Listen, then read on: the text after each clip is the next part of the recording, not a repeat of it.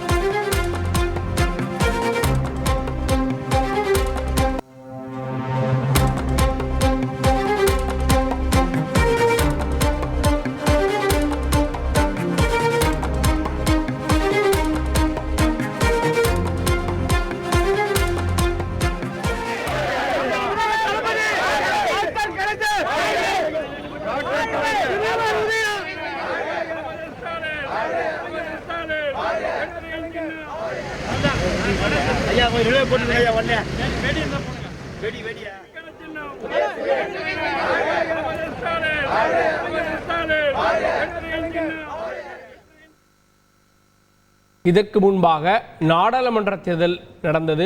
April மாதம் அந்த நாடாளுமன்ற தேர்தலில் திமுக பெற்றதை விட கூடுதலாக அதிகமாக இங்கே வாக்குகளை பெற்றிருக்காங்க. 72,000 வாக்குகள் இந்த தொகுதியில் திமுக கூட்டணி பெற்றிருந்தது. ஆனால் இப்போது 1,18,000 வாக்குகளாக அது மாறியிருக்கிறது.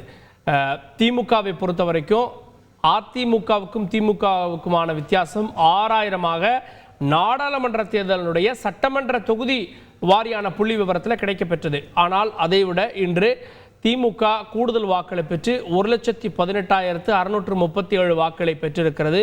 ஏறக்குறைய 65,200 வாக்குகள் இரண்டு கட்சிகளுக்கும் இடையிலான வித்தியாசமாக மாறி இருக்கிறது அப்படின்றது குறிப்பிடத்தக்கது. இந்த தொகுதியில் நடக்கக்கூடிய இரண்டாவது இடைத்தேர்தலில் ஒருமுறை அதிமுக வென்றது 2019. இப்போது திமுக வெற்றி பெற்றிருக்கிறது. இந்த தொகுதியை மீண்டும் வெற்றி பெற்று தக்க வைத்திருக்கிறது.